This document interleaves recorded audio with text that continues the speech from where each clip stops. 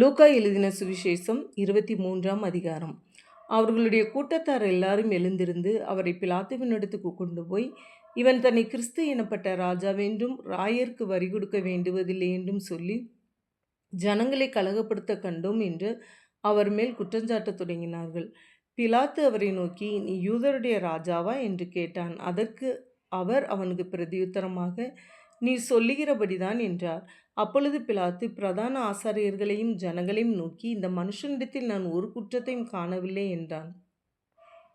அதற்கு அவர்கள், இவன் கலிலேயா நாடு தொடங்கி இவ்விடம் வரைக்கும் யூதேயா தேசமெங்கும் உபதேசம் பண்ணி ஜனங்களை கலகப்படுத்துகிறான் என்று வைராக்கியத்தோடே சொன்னார்கள். கலிலேயா என்பதை பிலாத்து கேட்டபொழுது, இந்த மனுஷன் கலிலேயனா என்று விசாரித்து, அவர் ஏரோதின் அதிகாரத்துக்குள்ளானவர் என்று அறிந்து, அந்நாட்களில் எருசலேமிலே வந்திருந்த ஏரோதுவின் இடத்துக்கு அவரை அனுப்பினான். ஏரோது இயேசுவை குறித்து அநேக காரியங்களை கேள்விப்பட்டிருந்ததினாலும் அவரால் செய்யப்பட்ட அடையாளத்தை பார்க்க வேண்டுமென்று விரும்பியிருந்ததினாலும் அவரை காணும்படி வெகு நாளை ஆசை கொண்டிருந்தான். அந்தப்படி அவரை கண்டபோது மிகவும் சந்தோஷப்பட்டு அநேக காரியங்களை குறித்து அவரிடத்தில் வினாவினான். அவர் மறுமொழியாக அவனுக்கு ஒன்றும் சொல்லவில்லை. பிரதான ஆசாரியரும் வேதபாரகரும் அவர் மேல் பிடிவாதமாய் குற்றஞ்சாட்டி கொண்டே நின்றார்கள். அப்பொழுது ஏரோது தன் போர்ச்செவகரோடு கூட அவரை நிந்தித்து பரியாசம் பண்ணி மினுக்கான வஸ்திரத்தை அவருக்கு உடுத்தி அவரை திரும்ப பிலாத்துவின் இடத்துக்கு அனுப்பினான். முன்னே ஒருவருக்கொருவர் பகைவராய் இருந்த பிலாத்துவும் ஏரோதும் அன்றைய தினம் சிநேகிதரானார்கள். பிலாத்து பிரதான ஆசாரியர்களையும் அதிகாரிகளையும் ஜனங்களையும் கூடி வரச் செய்து அவர்களை நோக்கி, ஜனங்களை கலகத்துக்கு தூண்டி விடுகிறவனாக இந்த மனுஷனை என்னிடத்தில் கொண்டு வந்தீர்கள். நான் உங்களுக்கு முன்பாக விசாரித்த போது இவன் மேல் நீங்கள் சாட்டுகிற குற்றங்களில் ஒன்றையும் நான் இவனிடத்தில் காணவில்லை. உங்களை ஏரோதின் இடத்திற்கும் அனுப்பினேன், அவரும் இவனிடத்தில் குற்றம் காணவில்லை. மரணத்துக்கு எதுவாக இவன் ஒன்றும் செய்யவில்லையே. ஆனபடியினால் இவனை தண்டித்து விடுதலையாக்குவேன் என்றான். பண்டிகை தோறும் அவர்களுக்கு ஒருவனை அவன் விடுதலையாக்குவது அவசியமாய் இருந்தபடியால் அப்படி சொன்னான். ஜனங்கள் எல்லாரும் அதை கேட்டு, இவனை அகற்றும், பரபாசை எங்களுக்கு விடுதலையாக்கும் என்று சத்தமிட்டு கேட்டார்கள். அந்த பரபாஸ் என்பவன் நகரத்தில் நடந்த ஒரு கலகத்தின் நிமித்தமும் கொலைபாதகத்தின் நிமித்தமும் காவலிலே வைக்கப்பட்டிருந்தான். பிலாத்து இயேசுவை விடுதலையாக்க மனதாய் மறுபடியும் அவர்களிடத்தில் பேசினான். அவர்களோ அவனை சிலுவையில் அறையும் என்று கூக்குரலிட்டார்கள். அவன் மூன்றாந்தரம் அவர்களை நோக்கி, ஏன் இவன் என்ன பொல்லாப்பு செய்தான்? மரணத்துக்கு ஏதுவான குற்றம் ஒன்றும் இவனிடத்தில் நான் காணவில்லையே. ஆகையால் நான் இவனை தண்டித்து விடுதலையாக்குவேன் என்றான். அப்படி இருந்தும் அவரை சிலுவையில் அறைய வேண்டுமென்று அவர்கள் உரத்த சத்தத்தோடு கேட்டுக்கொண்டே இருந்தார்கள். அவர்களும் பிரதான ஆசாரியரும் இட்ட சத்தம் மேற்கொண்டது. அப்பொழுது அவர்கள் கேட்டுக்கொண்டபடியே ஆகட்டும் என்று பிலாத்து தீர்ப்பு செய்து, கலகத்தின் நிமித்தமும் கொலைபாதகத்தின் நிமித்தமும் காவலில் போடப்பட்டிருந்தவனை அவர்கள் கேட்டுக்கொண்டபடியே விடுதலையாக்கி, இயேசுவையோ அவர்கள் இஷ்டத்துக்கு ஒப்பு கொடுத்தான். அவர்கள் இயேசுவை கொண்டு போகிற போது நாட்டிலிருந்து வருகிற சிரேனை ஊரானாகிய சீமோன் என்கிற ஒருவனை பிடித்து சிலுவையை அவர் பின்னே சுமந்து கொண்டு வரும்படி அதை அவன் மேல் வைத்தார்கள். திரள் கூட்டமான ஜனங்களும் அவருக்காக புலம்பெழுகிற ஸ்திரீகளும் அவருக்கு பின் சென்றார்கள்.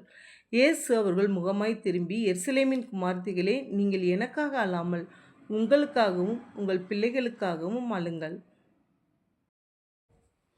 இதோ மலடிகள் பாக்கியவதிகள் என்றும் பிள்ளை பெறாத கற்பங்களும் பால் கொடாத முலைகளும் பாக்கியமுள்ளவைகள் என்றும் சொல்லப்படும் நாட்கள் வரும்.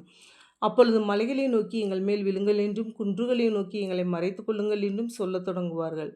பச்சை மரத்துக்கு இவைகளை செய்தால் பட்டமரத்துக்கு என்ன செய்ய மாட்டார்கள் என்றார். குற்றவாளிகளாகிய வேறு 2 பேரும் அவரோட கூட கொலை செய்யப்படுவதற்கு கொண்டு போகப்பட்டார்கள். கபாலஸ்தலம் என்று சொல்லப்பட்ட இடத்தில் அவர்கள் சேர்ந்த பொழுது அங்கே அவரையும் அவருடைய வலது பக்கத்தில் ஒரு குற்றவாளியையும் அவருடைய இடது பக்கத்தில் ஒரு குற்றவாளியையும் சிலுவைகளில் அறைந்தார்கள். அப்பொழுது இயேசு, பிதாவே, இவர்களுக்கு மன்னியும், தாங்கள் செய்கிறது இன்னதென்று அறியாதிருக்கிறார்களே என்றார். அவருடைய வஸ்திரங்களை அவர்கள் பங்கிட்டு சீட்டு போட்டார்கள்.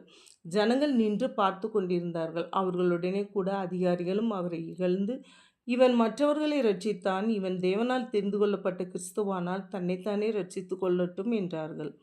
போர் சேவகரும் அவரிடத்தில் சேர்ந்து அவருக்கு காடியை கொடுத்து, நீ யூதரின் ராஜாவானால் உன்னை ரட்சித்துக்கொள் என்று அவரை பரியாசம் பண்ணினார்கள். இவன் யூதருடைய ராஜா என்று கிரேக்கு, லத்தீன், எபிரேயு எழுத்துக்களில் எழுதி அவருக்கு மேலாக வைக்கப்பட்டது. அன்றியும் சிலுவையில் அறையப்பட்டிருந்த குற்றவாளிகளில் ஒருவன், நீ கிறிஸ்துவானால் உன்னையும் எங்களையும் ரட்சித்துக்கொள் என்று அவரை இகழ்ந்தான். மற்றவன் அவனை நோக்கி, நீ இந்த ஆக்கினைக்குட்பட்டவனாய் இருந்தும் தேவனுக்கு பயப்படுகிறதில்லையா? நாமோ நியாயப்படி தண்டிக்கப்படுகிறோம். நாம் நடப்பித்தவைகளுக்கு தக்க பலனை அடைகிறோம். இவரோ தகாததொன்றையும் நடப்பிக்கவில்லையே என்று அவனை கடிந்து கொண்டு இயேசுவை நோக்கி, ஆண்டவரே, நீர் உம்முடைய ராஜ்யத்தில் வரும்போது அடியேனை நினைத்தருளும் என்றான். இயேசு அவனை நோக்கி, இன்றைக்கு நீ என்னுடனே கூட பரதீசில் இருப்பாய் என்று மெய்யாகவே உனக்கு சொல்லுகிறேன் என்றார். அப்பொழுது ஏறக்குறைய 6ஆம் மணி நேரமாய் இருந்தது. 9ஆம் மணி நேரம் வரைக்கும் பூமி எங்கும் அந்தகாரம் உண்டாயிற்று. சூரியன் இருளடைந்தது. தேவாலயத்தின் திரைச்சீலை நடுவில் இரண்டாக கிழிந்தது. இயேசு, பிதாவே, உம்முடைய கைகளில் என் ஆவியை ஒப்புவிக்கிறேன் என்று மகா சத்தமாய் கூப்பிட்டு சொன்னார். இப்படி சொல்லி ஜீவனை விட்டார். நூற்றுக்கு அதிபதி சம்பவித்ததைக் கண்டு, மெய்யாகவே இந்த மனுஷன் நீதிபரனாய் இருந்தான் என்று சொல்லி தேவனை மகிமைப்படுத்தினார். இந்த காட்சியை பார்க்கும்படி கூடி வந்திருந்த ஜனங்கள் எல்லாரும் சம்பவித்தவைகளை பார்த்தபொழுது தங்கள் மார்பில் அடித்து கொண்டு திரும்பி போனார்கள். அவருக்கு அறிமுகமானவர்கள் எல்லாரும் கலிலேயாவிலிருந்து அவருக்கு பின் சென்று வந்த ஸ்திரீகளும் தூரத்திலே நின்று இவைகளை பார்த்து கொண்டிருந்தார்கள். யோசேப்பு என்னும் பேர் கொண்ட ஒரு ஆலோசனைக்காரன் இருந்தான். அவன் உத்தமனும் நீதிமானுமாய் இருந்தான். அவன் யூதருடைய பட்டணங்களில் ஒன்றாகிய அரிமத்தியாவிலிருந்து வந்தவனும் தேவனுடைய ராஜ்யத்துக்கு காத்திருந்தவனும் யூதர்களுடைய ஆலோசனைக்கும் செய்கைக்கும் சம்மதியானவனுமாய் இருந்தான். அவன் பிலாத்துவினிடத்துக்கு போய் இயேசுவின் சரீரத்தை கேட்டு அதை இறக்கி மெல்லிய துப்பட்டியிலே சுற்றி கண்மலையில் வெட்டப்பட்டதும் ஒரு காலும் ஒருவனும் வைக்கப்படாததுமாய் இருந்த ஒரு கல்லறையிலே வைத்தான். அந்த நாள் ஆயத்த நாளாய் இருந்தது. ஓய்வு நாளும் ஆரம்பமாயிற்று. கலிலேயாவிலிருந்து அவருடனே கூட வந்திருந்த ஸ்திரீகளும் பின் சென்று கல்லறையையும் அவருடைய சரீரம் வைக்கப்பட்ட விதத்தையும் பார்த்து திரும்பி போய் கந்த வர்க்கங்களையும் பரிமள தைலங்களையும் ஆயத்தம் பண்ணி கற்பனையின்படியே ஓய்வு நாளில் ஓய்ந்திருந்தார்கள்.